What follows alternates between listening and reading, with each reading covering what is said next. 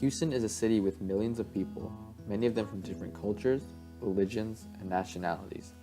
While our class has spent a significant time studying the Great Migration and Mexican-American immigration, there was only a few articles on Muslim immigration.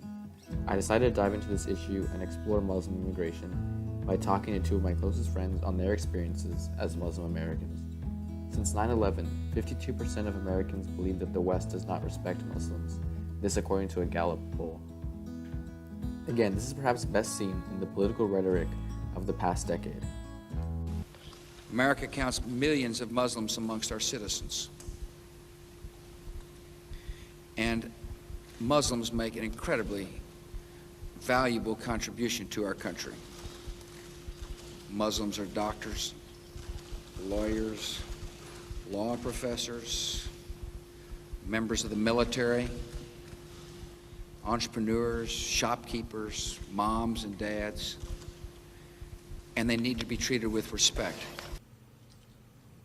And since 9/11, but more recently since the attacks in Paris and San Bernardino, you've seen too often people conflating the horrific acts of terrorism with the beliefs of an entire faith. And of course, recently we've heard inexcusable political rhetoric against Muslim Americans that has no place in our country. Donald J. Trump is calling for a total and complete shutdown of Muslims entering the United States until our country's representatives can figure out what the hell is going on. I think Islam hates us. Our current president has chosen to not follow the footsteps of either Bush or Obama, and his Islamophobic fear-mongering was met with cheers and applause. I asked Ahmed and Maral how Trump's promise to ban Muslims affected them and their communities. But let's first hear where they are from to better understand the context of their views. I am not originally from Houston. I am originally from Cairo, Egypt. I am originally not from Houston. I'm from Iran, northern part of Iran. It's a bit split. My brother doesn't really follow politics all that closely, so he was like, meh. He wasn't even particularly care. My dad was more cautiously cynical about it, although my dad, because he was more political, knew that in America's constitutional system, he can't just decide by decree, oh, I'm going to do this today. But my mom, who is perhaps the most conservative of us all and the most religious, was more concerned than worried. So out of the four of us, she was the most worried.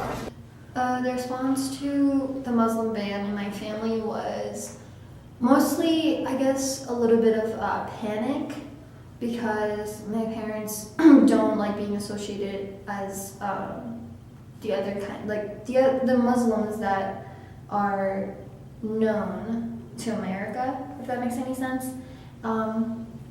My mom was just worried that we wouldn't become citizens because we have residency and we have to apply for citizenship. And that was pretty much it for a little while, because they didn't really take the whole thing seriously. They didn't think Trump was going to win presidency. However, Trump did win, and on January 27th of 2017, President Trump signed an executive order banning entry from 90 days by citizens from Iraq, Syria, Iran, Libya, Somalia, Sudan, and Yemen, as well as halting refugees from Syria indefinitely. This order was later defeated in the courts. After he took a step towards the travel ban and became more serious and won the presidency, my parents were a little bit offended in a way, because all over social media, people are like associating Iranians with Arabs and people who actually are held responsible for the terrorism. I'm not saying that Arabs are terrorists. I'm just saying that the individuals that did commit these crimes or terrorisms, there were Arabs. They weren't associated with my culture and my nation. They were just associated with us through religion? I was very angry that that the people who were getting hurt by this first travel ban were PhD candidates to Stanford. If anything, the government should work more with those people in order to spread secular values in Muslim communities. So I was very unhappy with how the first ban was done. Islamophobic policy is not the only thing Muslim Americans worry about. American society certainly has its biases, and I asked Ahmed and Maral about their experiences and hopes for better Muslim-American relations. People are just very curious. They don't, I feel like, even statistically, like Americans just don't meet Muslims that often. And so when people do find out, they just generally have a lot of questions.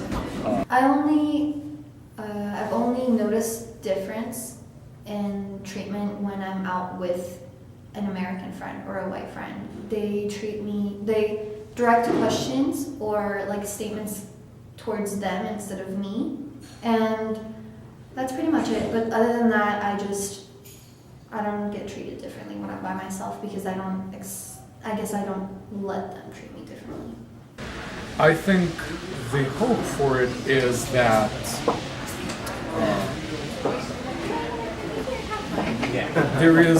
it's changing now, but there has been a long trend, especially in conservative Muslim communities in the US, of like talking to just Muslim people and working in Muslim companies and not fully integrating and assimilating into the US.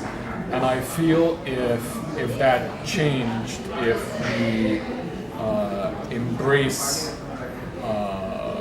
Americana, I guess, in a way, more fully, then over time, as more Americans know Muslims and acquaint themselves with moderate Muslims, then this problem will begin to reduce, hopefully. This country should be an inclusive one.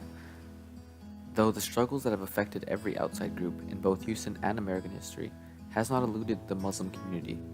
No matter what faith we practice, we should always denounce bigotry at every corner in order to live in a truly free society. I'd like to thank Ahmed and Maral for volunteering their time to discuss their experiences.